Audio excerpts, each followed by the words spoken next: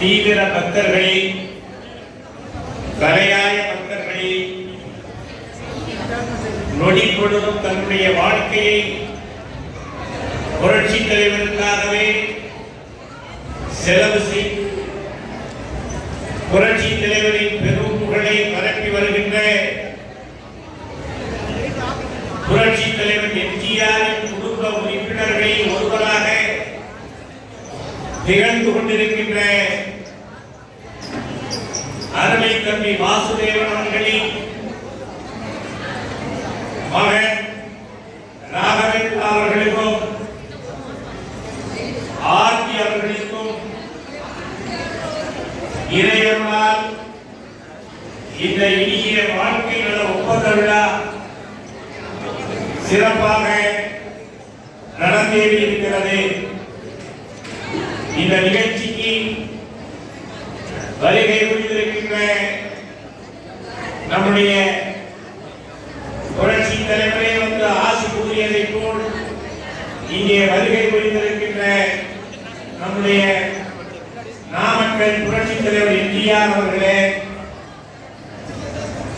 இங்கே வருகை புரிந்திருக்கிறவர்களுடைய பெயரை எல்லாம் சொன்னால் நான் விவாதத்தை விரும்புகிறேன். அதனால் வருகை புரிந்திருக்கின்ற அனைத்து பக்தர்களையும் வருக வருக என்று வரவேற்று கிராம நிர்வாக அலுவலர் சங்க தலைவர் கோஸ் அவர்களையும் முன்னாள் சட்டப்பேரவை உறுப்பினர் என்னுடைய எழுதகை நண்பர் தொண்டாமுத்தூர் சிவராஜ் அவர்களையும் மற்றும் வருகை புரிந்திருக்கின்ற புரட்சி தலைவர் எம்ஜிஆரின் பக்தர்கள் அனைவரையும் வாசுதேவனுடைய உற்றார் உறவினர், மணமகளின் உற்றார் உறவினர் என அனைவரையும் வருக வருக என்று வரவேற்று வாழ்த்தி நான் பேசினால் நேரமாகிறது. ஆகவே ஒன்றை மாத்திரம் நான் இந்த தருணத்தில் தெரிவித்துக் கொள்வதே,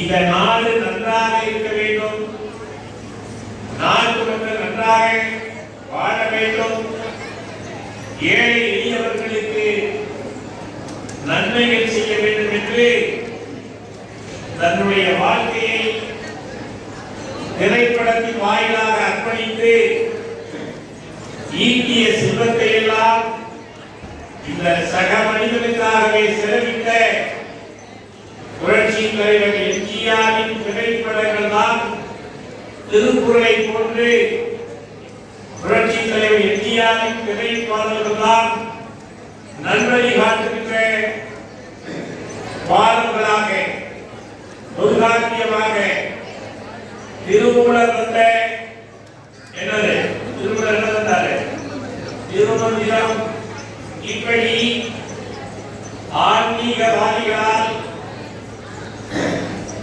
நல்ல காரியங்களை செய்ய முடியும், நற்போதனைகளை செய்ய முடியும் என்ற நிலையை மாற்றி ஒரு திரைப்பட நடிகர் இந்த நாட்டு மக்களுக்காக நல்லதை சொல்ல முடியும், அதை பின்பற்றுவதற்கு லட்சக்கணக்கானவர்கள் வாழ்ந்து கொண்டிருக்கிறார்கள் என்பதற்கு புரட்சி தலைவர் எம்ஜிஆர் தான் சார்.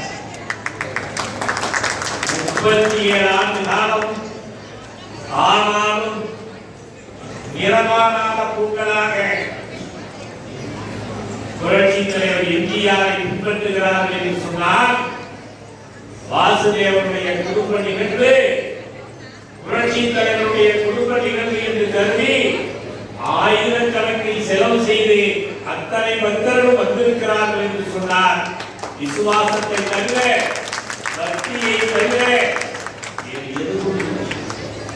இத்தகைய சக்தியை, ஆற்றலை உலகத்திலே ஒரு நடிகர் பெற்றிருக்கிறார் என்றால் நடிகருக்கு கிடைக்காது.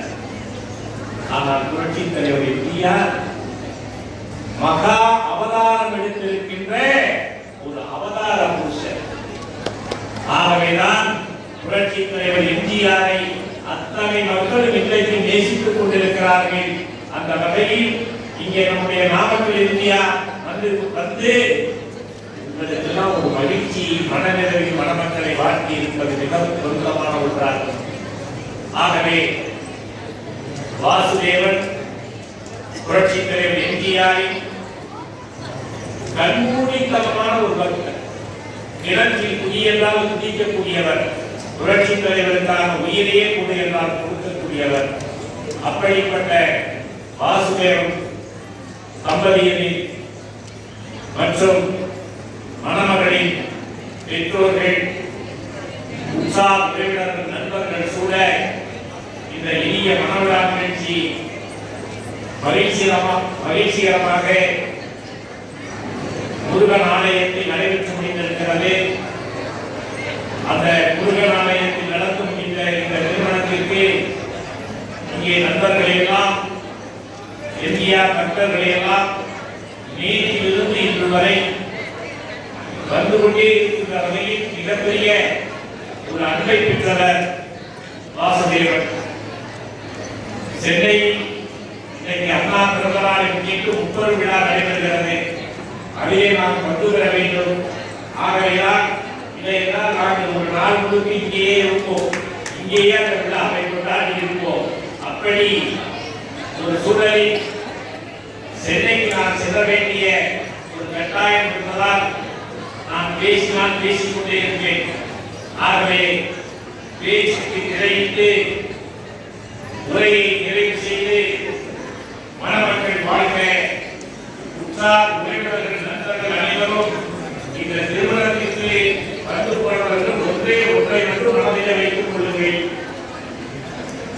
நற்பண்புகளை வளர்த்துக் கொள்ளுங்கள். குடிப்பழக்கத்தை